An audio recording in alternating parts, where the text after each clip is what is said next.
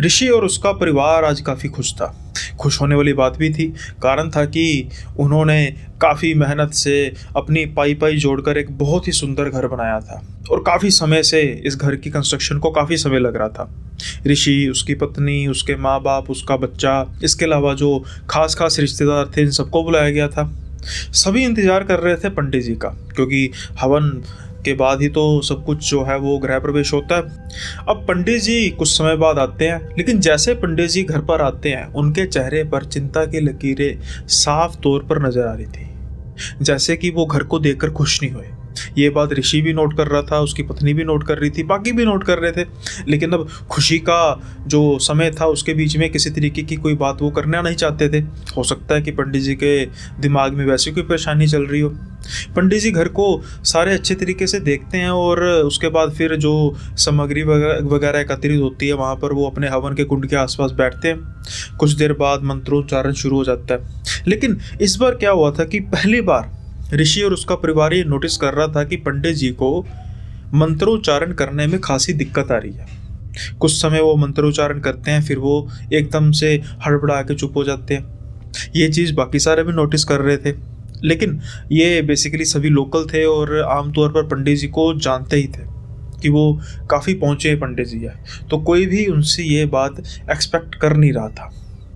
अब शायद पंडित जी भी इस चीज़ को एक्सेप्ट नहीं कर पा रहे थे कि भाई ये हो क्या रहा है मेरे साथ। जैसे तैसे करके अब जो हवन है उसका जो सारी रस्में हैं आगे बढ़ती जा रही हैं। लेकिन जैसे ही पंडित जी हवन की आखिरी आहुति देते हैं, हवन की अग्नि एकदम इतनी ज़्यादा मचती है कि या यूँ कहें कि जो आसपास के लोग हैं वो तो झुलसते झुलसते बचते हैं। जहाँ उस घर में खुशियों का माहौल चल रहा था, सब खुश थे, वहाँ ये सब दृश्य देखकर एकदम से हैरान रह जाते हैं, एकदम से सन्न रह जाते हैं। पंडित जी की आंखें तो कुछ और ही बयां कर रही थी। पंडित जी जल्दी से मौके को संभालते हैं और रस्मों और हवन की बाकी सारी रस्में पूरी करते हैं। अब जब जैसे आपको पता ही है कि बाद में खाने वगैरह का प्रोग्राम होता है, लेकिन पंडित जी खाना खाते नहीं हैं। पंडित जी कोई बहाना बनाते हैं। ये ऐसा ऋषि को लग रहा था कि वो कोई बहाना बनाकर चले जाते हैं।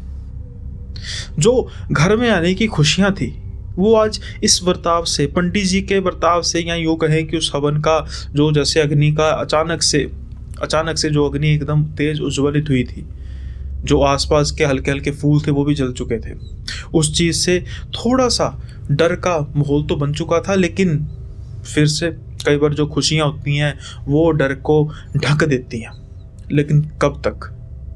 खुशियाँ तो कभी कभी आती हैं, लेकिन डर जो होता है जब वो एक बार पैदा हो जाए तो फिर वो बढ़ता ही जाता है। ऐसा ही कुछ ऋषि और उसके परिवार में होने वाला था। इस घर में सब कुछ ये संपन्न हो जाता है, सभी अपने अपने घर चले जाते हैं। सबके मन में, जो ऋषि का परिवार था उनके मन में ये बातें तो थी, लेकिन कोई भी खुलकर ये बातें करना नहीं चाहता था। अब अगले दिन से रेगुलर रूटीन शुरू हो जाती है। वही बस घर का, ऋषि की पत्नी, घर की साफ सफाई, उसकी माँ, उसके पिताजी रिटायर्ड थे, अब वो अखबार वगैरह पढ़ने। अब ऋषि अपनी जॉब पे जा रहा, बच्चे स्कूल जा रहे। लेकिन ऋषि की पत्नी कुछ असहज महसूस कर रही थी इस घर में। कुछ दिन हो गए थे उनको रहते रहते। वो क्या महसूस कर रही थी कि अचानक से बर्तनों का गिर जाना, ये तो छोटी मोटी बातें हैं, लेकिन उसके बाद क्या होता है कि जो खाना है वो खुद ब खुद खराब हो रहा था। अब ऐसा भी क्या, जो दिन थे वो गर्मियों के दिन तो थे नहीं कि जिसको खाना ठंडा होने के बाद उसको फ्रिज में रखना है। इवन कि फ्रिज में रखने के बाद भी जब कुछ घंटे बाद कोई दाल या सब्जी को देखा जाता तो उसमें से बदबू आती थी। यही हाल दूध का भी था। जो दूध जहाँ पर वो पहले रहते थे, जो 3-3 दिन भी खराब नहीं होता था फ्रिज में रखे, वो तो कुछ ही घंटों में खराब हो रहा था। अब इससे हल्का हल्का घर में क्लेश भी रहने लग पड़ता है, खास तौर पर सास और बहू की लड़ाई भी, कि सासू माँ का कहना है कि बहू अब यहाँ पर आके कुछ अजीब सी हो गई है, वो तो कुछ करती नहीं है, देखो खाना खराब हो रहा है। लेकिन इनका प्यार इतना था कि बस ये हल्की फुल्की नोकझोंक होती थी। और जब ऋषि की पत्नी उनको समझाती थी ये बातें कि देखो मैं कुछ नहीं कर रही, जैसी रूटीन पहले थी मैं वैसे ही फॉलो कर रही हूँ, लेकिन इस घर में कुछ अजीब हो रहा है। अब क्या होता है कि एक दोपहर को इनके ससुर भी घर पर नहीं थे, ऋषि अपने काम पर गया था, बच्चा स्कूल था, और अचानक से भागी भागी ऋषि की पत्नी ऋषि की माँ के पास आती है और बस उनके पास आकर उनके गले लग के रोने लग पड़ती है। अब वो कहते हैं कि क्या हुआ? तो ऋषि की पत्नी कहती हैं कि माँ जी आप विश्वास नहीं करेंगी। तो ऋषि की माँ कहती हैं कि बोलो तो सही बेटा, हुआ क्या? वो कहती है कि मुझे महसूस हुआ कि मेरे पीछे कोई खड़ा हुआ है, कहीं कोई बड़ी ही अजीब सी आकृति, बड़ी बड़ी उसकी जटाएं। और जैसे ही मैंने पीछे मुड़ के देखा तो वहां पर एक मुझे बस परछाई नजर आई और वो भी मेरे देखते देखते गायब हो गई। ऋषि की पत्नी ये सोच रही थी कि ये सुनने के बाद मेरी सासू माँ मेरा मजाक उड़ाएगी। वो कहेगी कि बस नए नए घर पे आए हैं, तुझे वहम हो गया होगा, कैसी बातें करती रहती है, एक तो खाना रोज खराब हो जाता है, दूसरा से बर्तन भी गिरते रहते हैं, किसी अच्छे से डॉक्टर को दिखा। लेकिन जब वो देखती है कि उनकी सांसों की आंखों में वही खौफ साफ तौर पर नजर आ रहा था जो वो कुछ दिन से अपने अंदर महसूस कर रही थी। वो कहती हैं कि बेटा बात ऐसी है कि अगर यही बात मैं तुझे कहूँ। तो ऋषि की पत्नी कहती है कि मैं समझी नहीं। वो कहती है कि कुछ दिनों से, या यूं कहें कि जब से हम इस घर में आए हैं, मुझे कुछ अजीब सा महसूस होता है, कुछ अजीब सा भारीपन महसूस होता है। तुमने देखा नहीं था कि पंडित जी कितने परेशान हुए थे, और तुम्हें उस पंडित जी का स्वभाव तो पता ही है, कितने हंसमुख स्वभाव के हैं। अरे अगर वो घर पर आते, हमारा पहली बार घर देखते, वो तो आशीर्वाद देते सबको, लेकिन वो तो कुछ बोले नहीं। और ऊपर से वो अग्नि, वो प्रचंड अग्नि जिससे तो सब झुलसते झुलसते बचे। क्या ये तुम्हें सब बातें आम लगती हैं? अब ऋषि की पत्नी कहती है कि आम लगती, अगर जो कुछ इस घर में कुछ दिनों से, या यूं कहें कि जब से हम आए हैं तब से हो रहा है, उसके बाद अब मुझे कुछ भी अजीब नहीं लग रहा। जो कुछ भी हो रहा है किसी न किसी कारण की वजह से हो रहा है। अब दोनों सास बहू अपनी पुरानी बातों को करना शुरू करती है। इनकी सासू माँ कहती है कि मुझे भी रात को ऐसे लगता है कि कोई अजीब सी परछाई हमारे घर में घूमती है, और अजीब से कुछ बड़बड़ाने की आवाज़ सुनाई देती है, जैसे कोई हल्के हल्के शब्दों में कोई मंत्रों को बोले जा रहा है। वैसे मुझे लगता था कि ये किसी पंडित जी की आवाज़ है, लेकिन पंडित जी तो होते नहीं है। अब कोई परछाई होगी, वो मंत्र क्यों बोलेगी? ये चीज़ें काफ़ी ज़्यादा दोनों को परेशान कर रही थी। हो सकता है कि ऋषि के पिता को भी परेशानी हो रही हो, लेकिन शायद उन्होंने कभी बात की ना हो। और ऋषि, उसको भी परेशानी तो हो रही थी। एक दिन उसको कुछ ज़्यादा ही परेशानी होती है, क्योंकि जिस रात वो अपने घर पे वापस आता है, तो वो नज़ारा देखता है, उसके बाद तो वो सन्न का सन्न रह जाता है। अब ऐसा भी क्या देखता है? वो बाहर का दरवाज़ा खटखटाता है और कोई भी दरवाज़ा खोलता नहीं। काफ़ी देर दरवाज़ा खटखटाने के बाद वो फ़ोन पर ट्राई करता है, लेकिन फ़ोन का जवाब भी कोई देता नहीं है।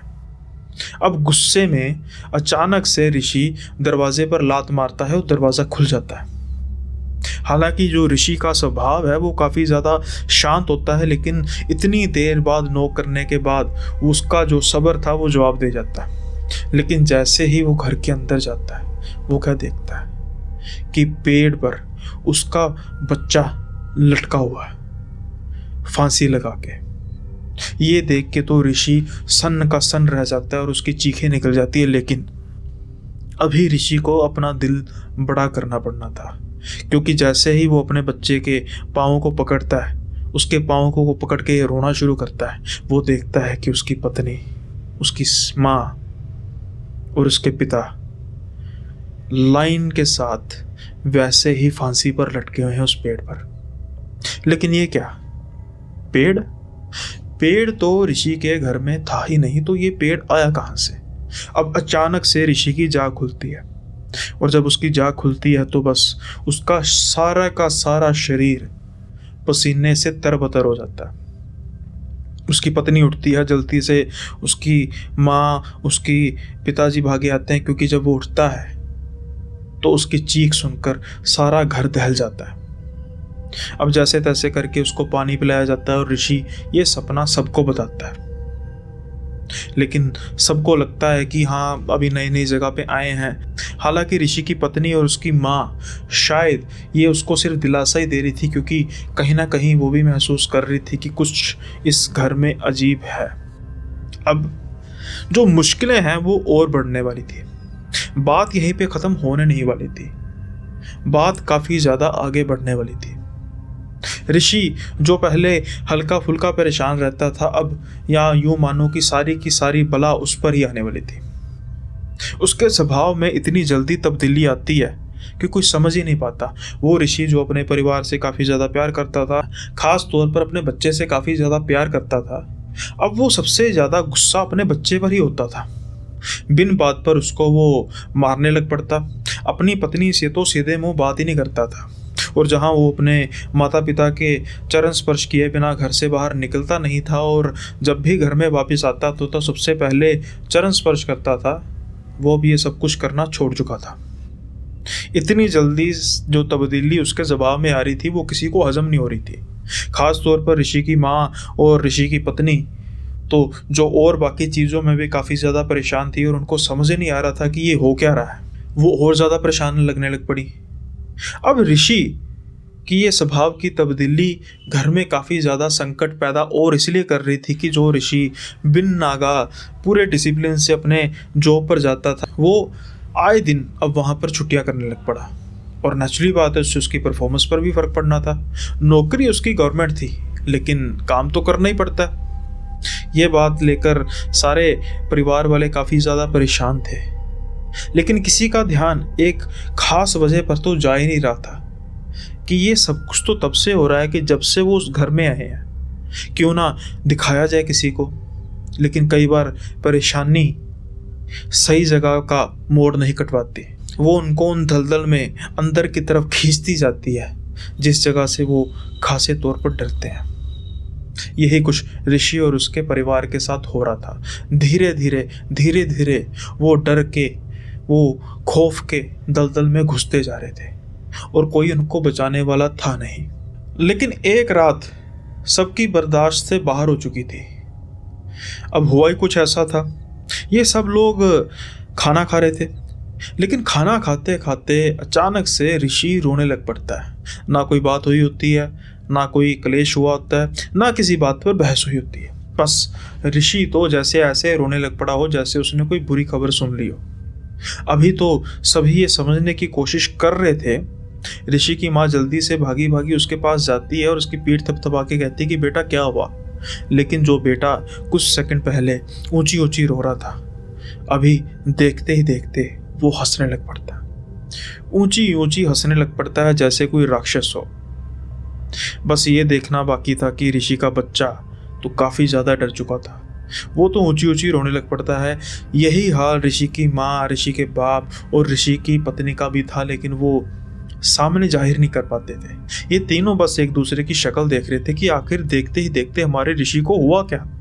जो बच्चा अभी बड़े आराम से खाना खा रहा था, वो हमारे देखते ही देखते ऊंची ऊंची रो रहा है और देखते ही देखते शैतानों के जैसे हंसने लग पड़ा।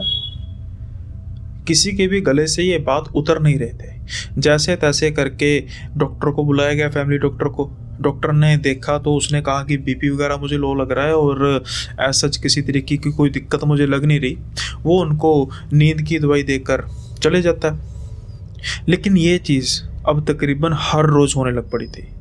रात को सोते सोते ऋषि कुछ बड़बड़ाता था और ये चीज़ उसकी माँ कोरिलेट कर पाती थी उस परछाई से, जो रात को उनको लगता था कि बस घूमती रहती है और कुछ ना कुछ बड़बड़ाती रहती है जैसे कि कोई मंत्र हो।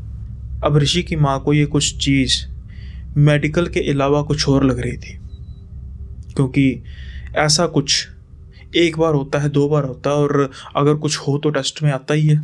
लेकिन कुछ ऐसा हुआ नहीं था, या यूँ कहें कि कुछ बहुत ज़्यादा खौफनाक हुआ था जिसको ऋषि और उसका परिवार सेंस कर नहीं पा रहा था। और जो वो चीज़ चाहती थी इनको सेंस कराना, वो पूरी कोशिश में लगी थी कि ये सेंस करे। धीरे धीरे ऋषि जो एक बड़ा लायक बेटा था, एक लायक पति था, वो ऐसे हो चुका था कि जैसे कोई राक्षस हो। एक नॉर्मल ऋषि एक ही बार में 5-5 लोगों का खाना खा जाता था। कई बार तो उसे बांधने तक की नौबत आ जाती थी। बस अब ऋषि की माँ की बर्दाश्त शक्ति खत्म हो चुकी थी। अब वो जाती है उसी पंडित जी के पास, जो पंडित जी इनके घर में मुहूर्त के लिए आए थे। पंडित जी को बुलाया जाता है, दिन का समय होता है। दिन के समय में जब ऋषि से बात करते हैं पंडित जी तो सब कुछ ठीक ठाक लगता है, लेकिन ऋषि की माँ कहती है कि पंडित जी दिन के समय में ऋषि ठीक होता है।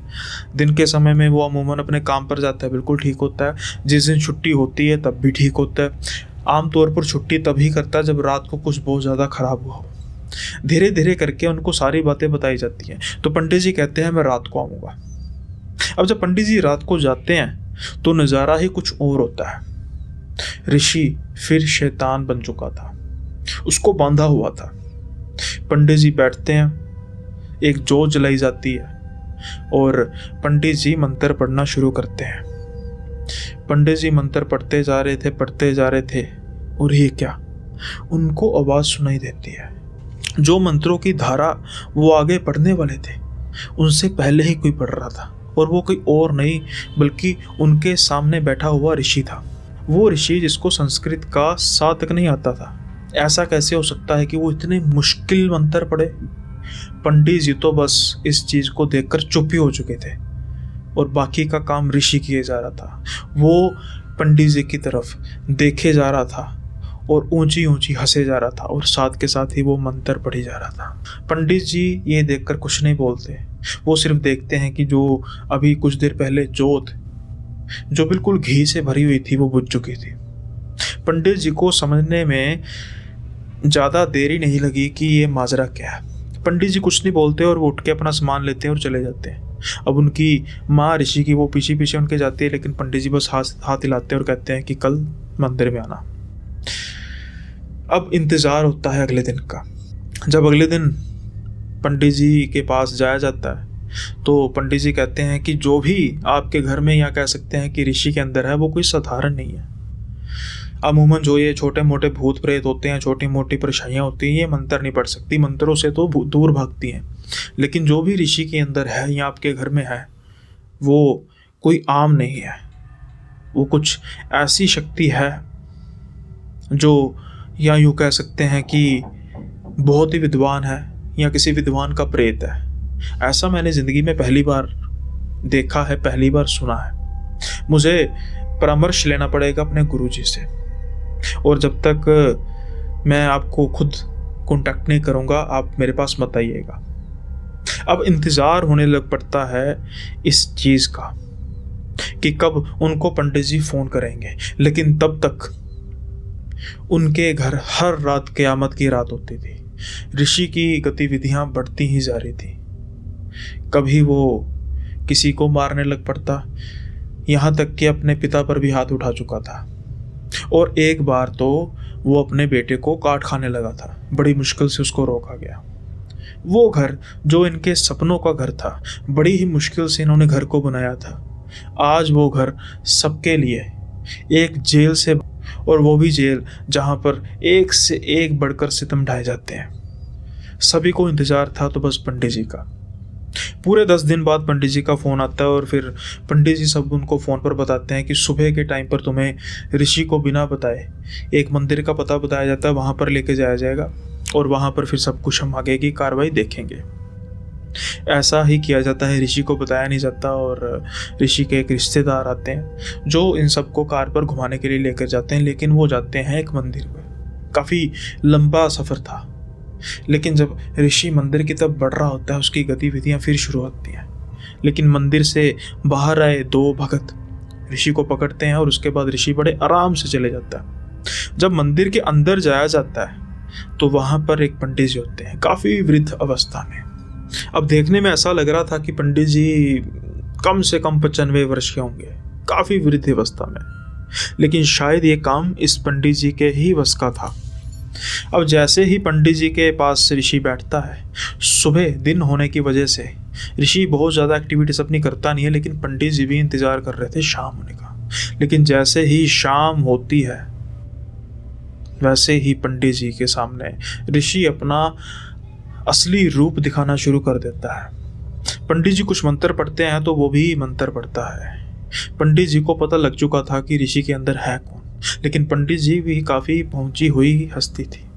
अब धीरे धीरे करके जब पंडित जी अपना असली रूप दिखाते हैं तो जो ऋषि के अंदर था वो थोड़ा सा हल्का पड़ना शुरू हो जाता है। वो वो कैसे? कुछ देर तो दोनों में जुगलबंदी चल रही थी। जो मंत्र पंडित जी पढ़ते, उसके बाद वही मंत्र वो ऋषि के अंदर जो था वो दोहराता, और उसके आगे का श्रृंखला भी वो दोहराता। लेकिन एक समय आया जहाँ पर पंडित जी मंत्र पढ़ते जा रहे थे और मंत्र पढ़ते जा रहे थे, और ऋषि के अंदर जो था बिल्कुल चुप था। उसकी आंखों में आंसू थे। शायद वो जान चुका था कि जो भी मेरे सामने बैठे हैं, चाहे अब मैं प्रेत हूं, लेकिन इनसे बढ़कर मैं विद्वान नहीं हूं। अब होती है दोनों में वार्तालाप। पंडित जी कहते हैं कि मुझे पता है आप ब्रह्म राक्षस हो, और ब्रह्म राक्षस इतनी जल्दी किसी को तंग करते नहीं हैं, और जब तंग कर लेते हैं तो फिर इतनी जल्दी उसको छोड़ते भी नहीं हैं। तो फिर मैं आपसे जानना चाहूँगा कि आप इस बच्चे पर क्यों भारी हुए और आप इसको छोड़ोगे कैसे? अब निकलता है गुस्सा उस ब्रह्म राक्षस का जिसका घर ऋषि ने बर्बाद किया था। तो वो कहता है कि इसने मेरा पेड़ काटा, इसको मैंने इतने इशारे किए कि मेरा पेड़ है मत काटना। जब मजदूर मेरा पेड़ काट रहे थे, इतने मजदूर बीमार हुए, कभी किसी पर डाली गिर जाती वो घायल हो जाता, लेकिन इस बेवकूफ़ को तो समझ लगता ही नहीं था। अब जब ये ऋषि के परिजन सुन रहे थे तो वो काफ़ी हैरान थे। वो कह रहे थे कि हमारी ज़मीन पर तो कोई पेड़ है ही नहीं, किस पेड़ की बात हो रही है? अब पंडित जी ध्यान लगाते हैं और कहते हैं कि पेड़ था, बड़े हिस्से में पेड़ था आपके ज़मीन में।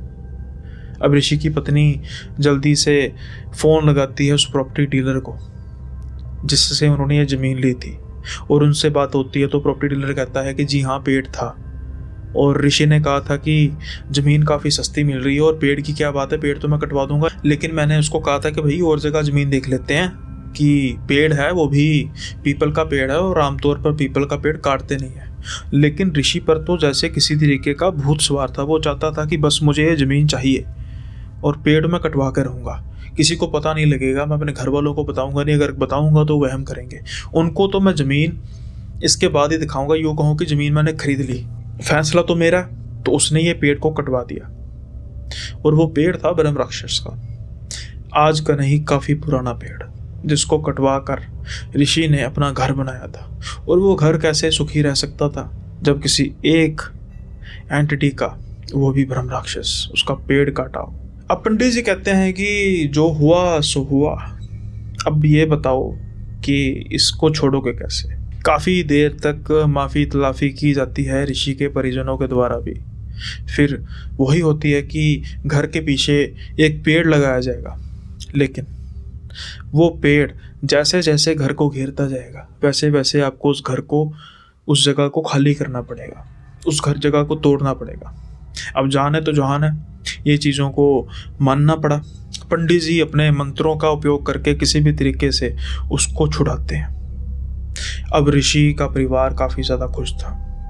वो तो कहीं ना कहीं ना उम्मीद होकर ही इस मंदिर में आए थे, अब उम्मीद से यहाँ से जा रहे थे। 2 साल बीत जाते हैं इस बात को। अब वो पेड़ धीरे धीरे बड़ा हो रहा है। ऋषि को हालांकि कुछ तकलीफ तो थी, लेकिन करता भी क्या, एक ब्रह्म राक्षस से पाला पड़ा था।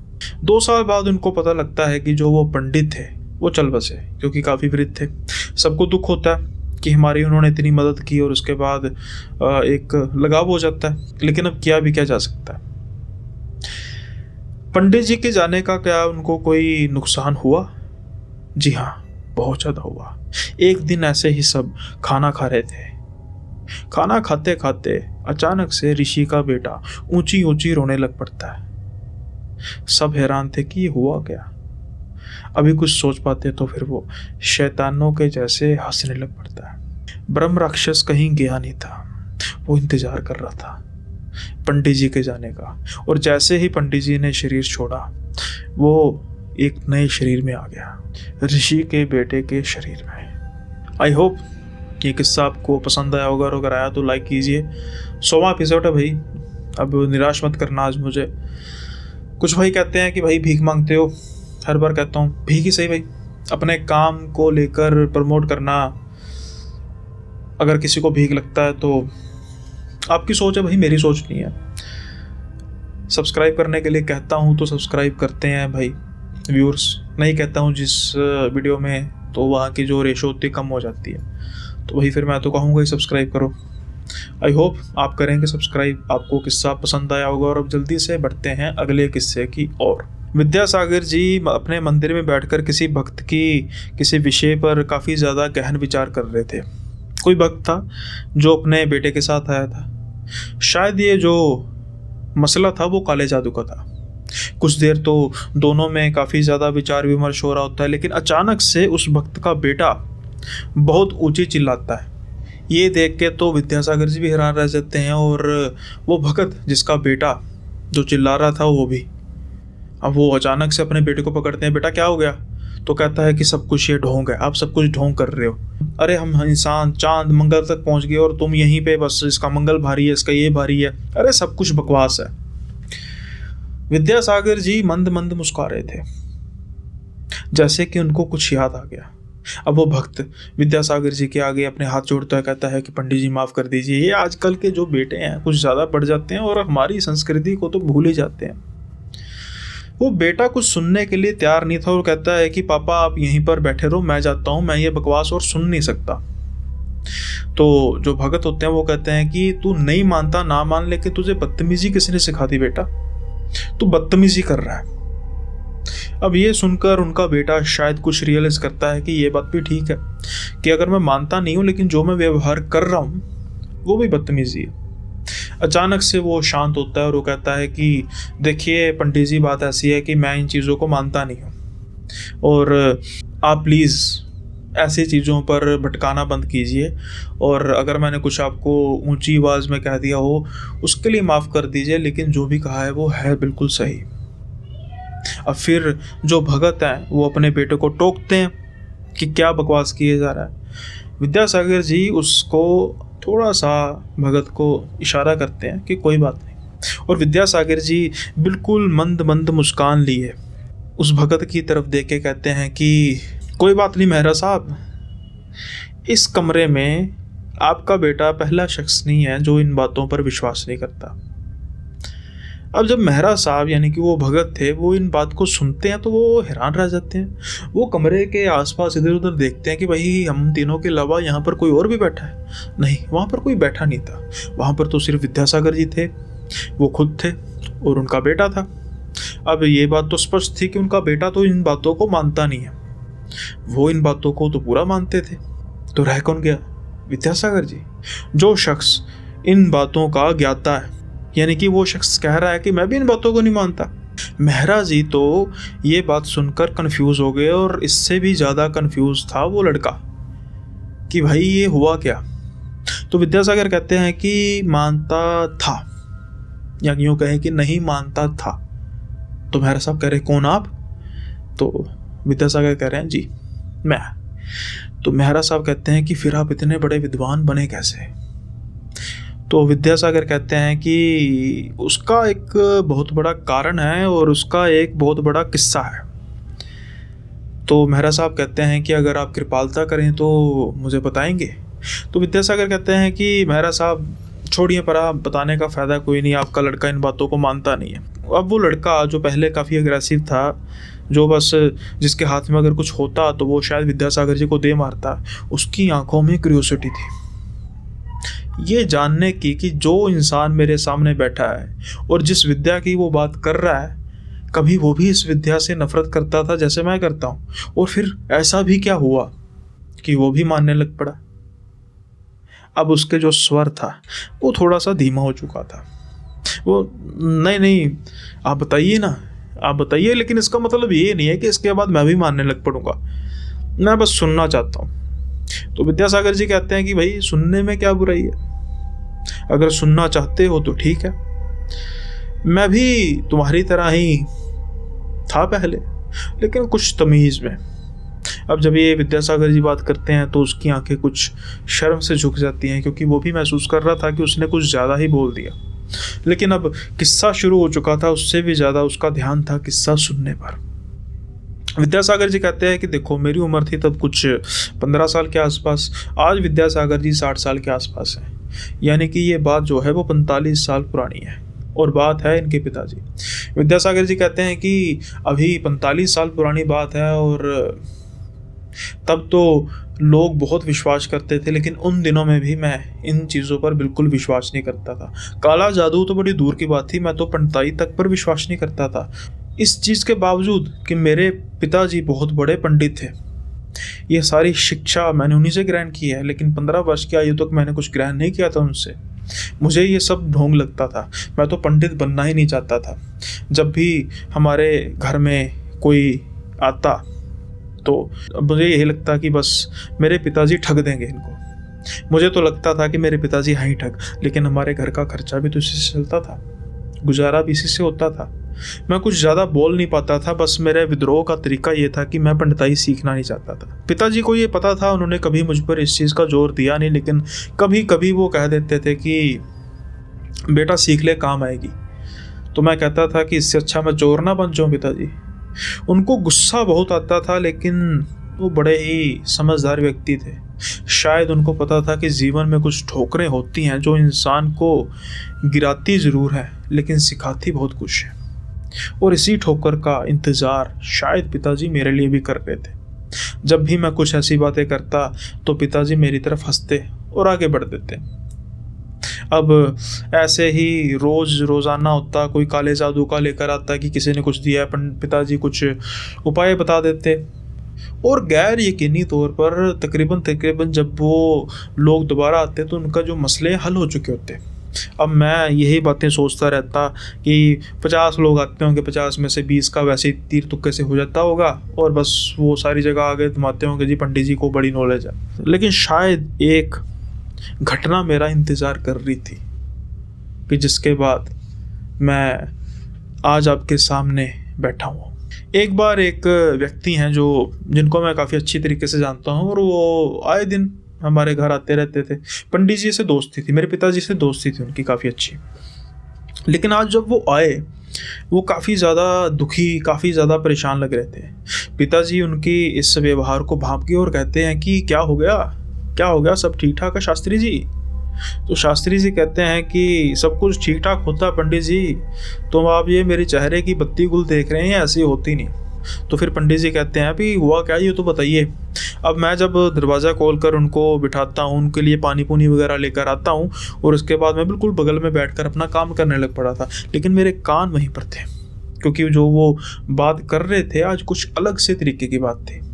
क्योंकि पहले क्या होता था कि लोग आते थे, बात करते थे और उपाय मांगते थे, लेकिन आज वो कह रहे थे कि पंडित जी आपको मेरे साथ चलना होगा, मैं आपको कुछ ज़्यादा बता नहीं सकता।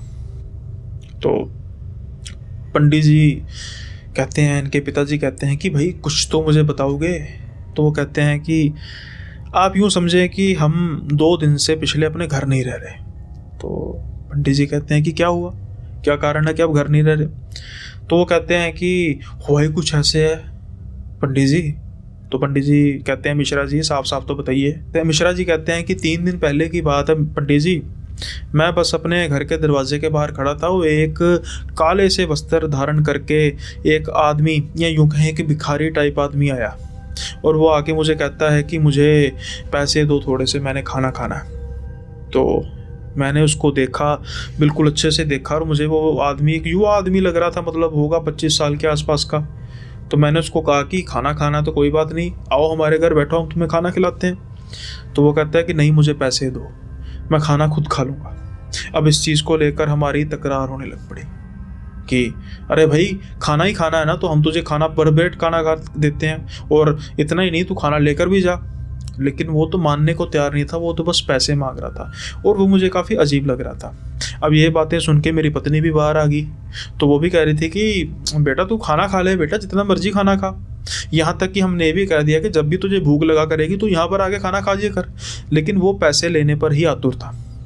अब ये जब इतना सब कुछ हुआ तो मेरा दिमाग गर्म हुआ, और मैंने गुस्से में उसको कहा कि यार अच्छा भला तो तू है, बिल्कुल साफ ठीक है, तो काम किया कर, ऐसे भीख मांग रहा है, तुम लोगों ने तो बदनाम करके रख दिया हमारे धर्म को।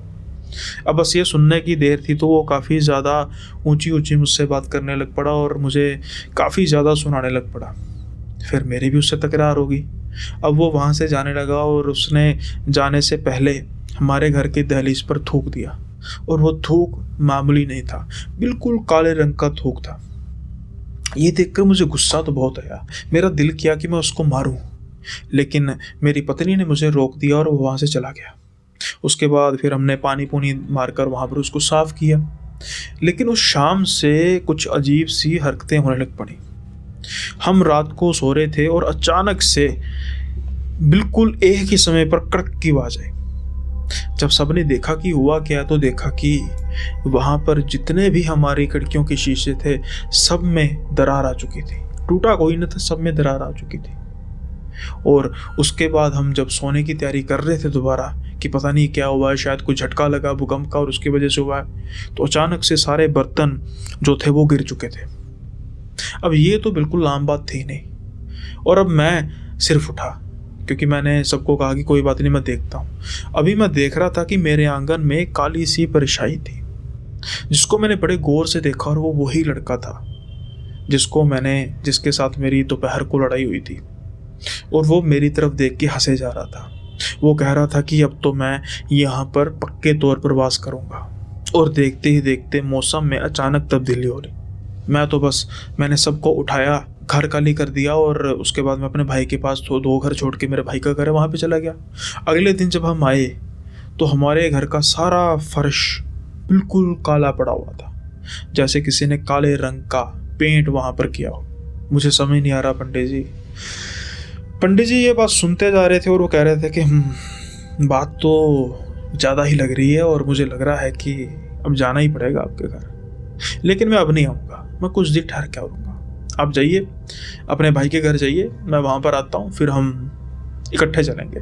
जब मिश्रा जी चले जाते हैं, मेरे दिमाग में था कि आज तो मोटा ही बकरा हाथ में लगा पंडित जी के, पिताजी के। लेकिन पिताजी जाते हैं अपने मंदिर जो घर में छोटा सा बनाया था, वहाँ से कुछ किताबों को देखने लग पड़ते हैं और कोई किताब निकालते हैं और मेरी तरफ हंस के कहते हैं कि चलेगा मेरे साथ। तो मैं कहता हूँ कि इन फालतू कामों के लिए मैं नहीं चाहता पिताजी। तो पिताजी कहते हैं कि ठीक है जी, आपकी मर्जी। लेकिन पता नहीं मेरे मन में अचानक क्या आता है, मैं कहता हूँ कि चलो चलते हैं। सोचता हूँ कि देखते हैं क्या करते हैं। वैसे भी मैं कुछ फ्री था, मैं कहा चलो चलते हैं उनके साथ, और शाम का समय है, वैसे भी पिताजी अकेले जाएंगे, मुझे अच्छा नहीं लगेगा। अब वहाँ पे मैं जाता हूँ अपने पिताजी के साथ। जब वो घर को खोला जाता है तो वो ठीक जैसे मिश्रा जी ने विवरण किया था वैसे का वैसा ही वो घर हो चुका था। सारी की सारी खिड़कियों के शीशों में दरार आई थी और फर्श ऐसे था कि जैसे किसी ने काला पेंट किया हो। अब पिताजी एक दायरा बनाते हैं, उस दायरे में अपने आप को बिठाते हैं और वहाँ पर एक जोत जगाते हैं। मुझे भी उस दायरे में बैठने के लिए कहते हैं। एक और दायरा बनाया जाता है जहाँ पर बाकी सारे परिवार वालों को बिठाया जाता है और कहा जाता है कि बस जो मेन गेट है उसको बंद कर दो, अंदर से कोई भी इस घर में आना नहीं चाहिए। जैसा वो कहते हैं वैसा ही किया जाता है। और मैं सोच रहा था कि बस अब ड्रामा शुरू होने वाला है, लेकिन क्या सच में वो ड्रामा था? तो वो ड्रामा, लेकिन सीरियस, असल का ड्रामा। वो कैसे? वो एक सफ़ेद रंग का कपड़ा, बहुत बड़ा कपड़ा होता है, उसको फोल्ड करते हैं और उस दायरे के बाहर रख देते हैं। अब पंडित जी मंत्र पढ़ना शुरू करते हैं। कुछ देर तो बिल्कुल ठीक रहता है, लेकिन जो एक बल्ब बिल्कुल साइड पे चल रहा होता है वो अचानक से फटता है। ये एक इशारा था उस तांत्रिक के, उस शैतानी तांत्रिक की आत्मा का या उसकी परछाई के आने का। जैसे ही वो बल्ब फटता है, जो घर के बाहर थे, जो घर के लोग थे, वो तो डर जाते हैं, लेकिन पहले ही समझा दिया गया था कि उस दायरे के बाहर नहीं जाना। अगर उस दायरे के बाहर कोई गया तो फिर जान की किसी की भी गारंटी नहीं। लेकिन जैसे तैसे करके वो बैठे रहते हैं। जैसे जैसे पिताजी मंत्रोच्चारण करते जा रहे थे वैसे वैसे ही घर का माहौल अलग होता जा रहा था और मैं देख पा रहा था कि जो काले रंग का पेंट है वो धीरे धीरे धीरे धीरे लाइट होता जा रहा है। धीरे धीरे वो पेंट बिल्कुल साफ होता जा रहा है। ये बात मेरी समझ में नहीं आ रही थी और ज़िंदगी में पहली बार शायद मैं चमत्कार देख रहा था, और या यूं कहें कि शायद मैं अपने पिताजी पर विश्वास कर पा रहा था। लेकिन अभी और कुछ होना बाकी था। कुछ ही समय बाद घर के आसपास का माहौल तो देखने वाला था, ऐसे हो रहा था कि जैसे तूफान चल रहा हो। आंगन में जो पेड़ थे, जो पौधे थे, वो तो इस तरीके से हिल रहे थे जैसे बहुत ही गजब का तूफान चल रहा है, लेकिन उस दायरे के अंदर की जोत बिल्कुल वैसी। उस दायरे के अंदर जो लोग बैठे थे, उस दायरे के अंदर मैं और जो पिताजी बैठे थे, हमारे कपड़ों पर तो ऐसे है जैसे कोई हवा का एक कतरा तक ना बह रहा हो। अब वो परछाई नजर आनी शुरू हो चुकी थी सबको, समेत मुझके। वो परेशान थी, वो डरी हुई थी, क्योंकि जैसे जैसे पिताजी मंत्र पढ़ते जा रहे थे, वैसे वैसे वो कपड़ा जो उन दायरों के बाहर था वो काला होता जा रहा था। कुछ समय बाद वो कपड़ा बिल्कुल काला हो चुका था, और जो आसपास का मौसम था बिल्कुल ठीक, जो फर्श काला हो चुका था वो भी बिल्कुल ठीक, और वो परछाई उस काले कपड़े में आ चुकी थी। पंडित जी यानी मेरे पिताजी उस जोत को उस कपड़े के पास लेकर जाते हैं और उससे उसको आग लगाते हैं। जैसे ही उसको आग लगाते हैं तो पता नहीं आस पास ऐसी चीखों की आवाज़ें आती हैं कि जैसे पता नहीं कितने लोग चीखें मार रहे हैं। देखते ही देखते वो कपड़ा राख बन जाता है, और पिताजी कहते हैं कि इसको किसी भी ऐसे बर्तन में जो आसानी से बंद हो सके उसमें डालो, और इसको किसी ज़मीन में गाड़ो, और अपने घर से काफ़ी दूर का मतलब काफ़ी कोसों दूर। अब वैसा ही किया जाता मिश्रा जी द्वारा। मिश्रा जी काफ़ी खुश थे कि इतनी बड़ी विपदा टल चुकी थी, और मैं हैरान परेशान कि अपने पिता को ही मैं ठग समझता रहा। ऐसी विद्या जिसको मैं झूठ समझता रहा, मेरे देखते ही देखते वो सिद्धि। क्या ऐसा सच में कुछ हो सकता है? अगर मैं सुनता तो कभी यकीन ना करता, लेकिन जो मैं देख चुका हूं उस पर मैं क्या कहूं। जी हाँ, बिल्कुल सच थी, और सच है। उसके बाद मैंने अपनी नॉर्मल पढ़ाई तो जारी रखी, लेकिन मैंने साथ के साथ ज्योतिष भी सीखी, साथ के साथ ये सब कुछ भी सीखा, सात्विक तंत्र भी सीखा, क्योंकि जो मैं देख चुका था। अब मैं किसी से सुनने की इससे तवज्जो नहीं रखता था कि कोई मुझे कहेगा तो मानूंगा। और बेटा, अब आप इस चीज़ पर विश्वास नहीं करते तो अच्छी बात है, कर लेंगे तो बहुत अच्छी बात है, लेकिन जो मैं अपनी आंखों से देख चुका हूँ, मैं भी आपके जैसा ही कभी था, लेकिन मैं ये उम्मीद करूँगा कि कभी आपको इस चीज़ का दृश्य ऐसा देखना ना पड़े, क्योंकि ऐसे दृश्य बड़े भयानक होते हैं।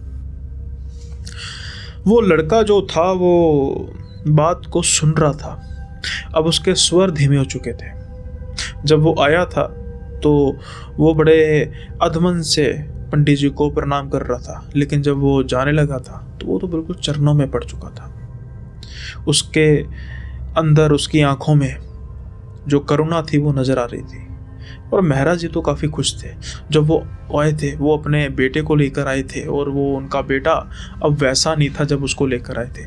जब वो जा रहे थे तो उसके बेटे के अंदर अपने बेटे के अंदर वो अजीब सा परिवर्तन महसूस कर रहे थे, जो उनको काफ़ी अच्छा लग रहा था।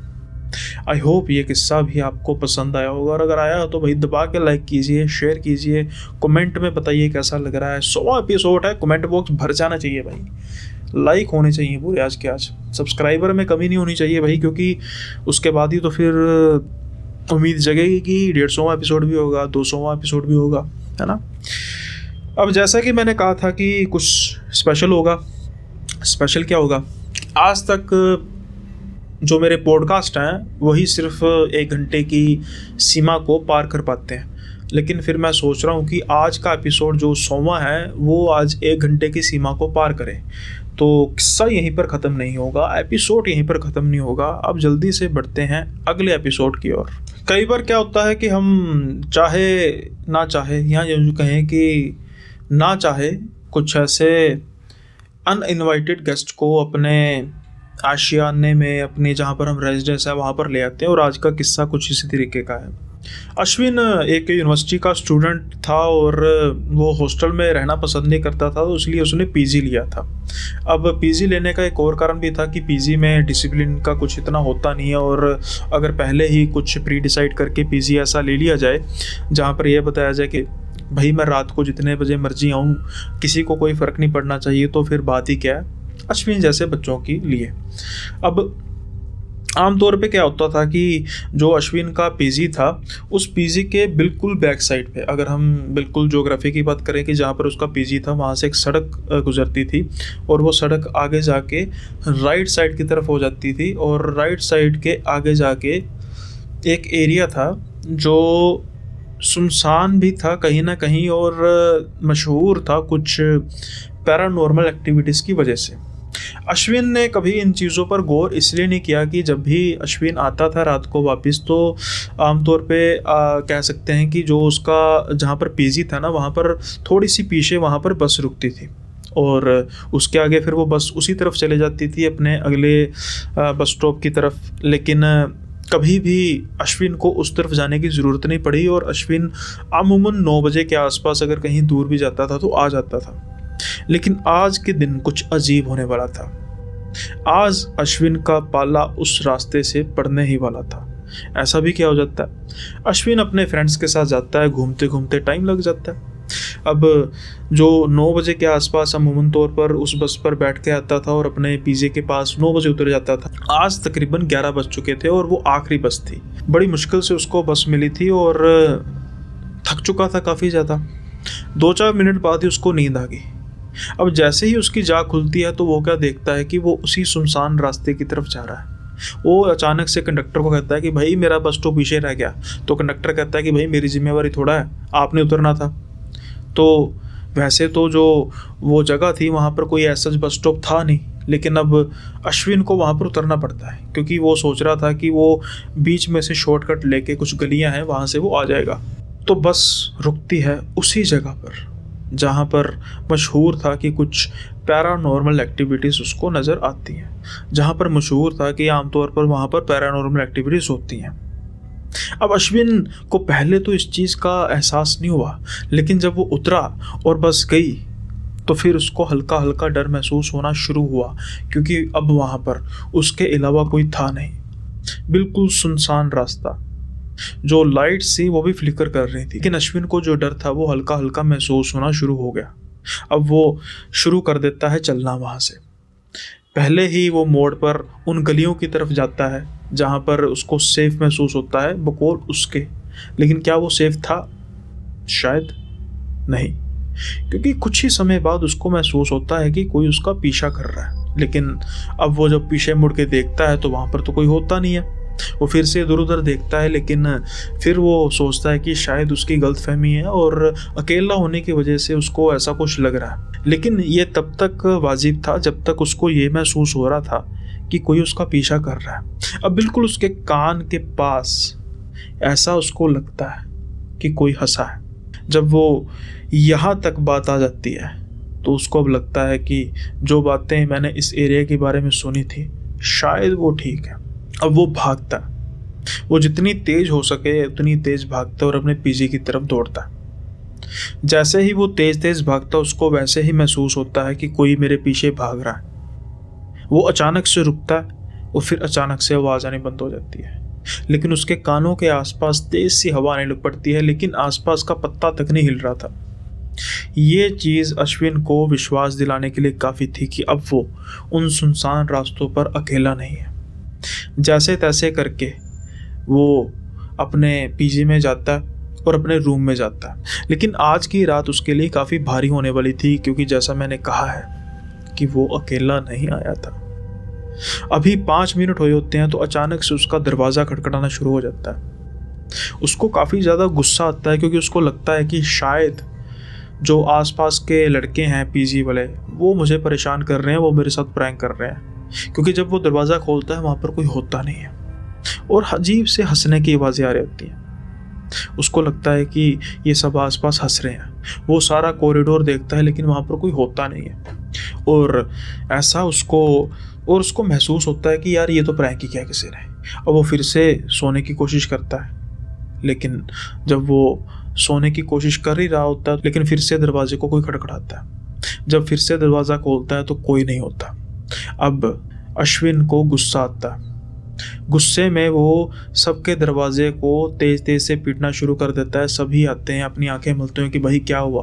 वो सबसे लड़ता है कि भाई यार क्या ये मजाक कर रहे हो यार, मैं एक तो थका हुआ हूँ, तुम मुझसे सोने नहीं दे रहे। वो कहते हैं भाई हुआ क्या।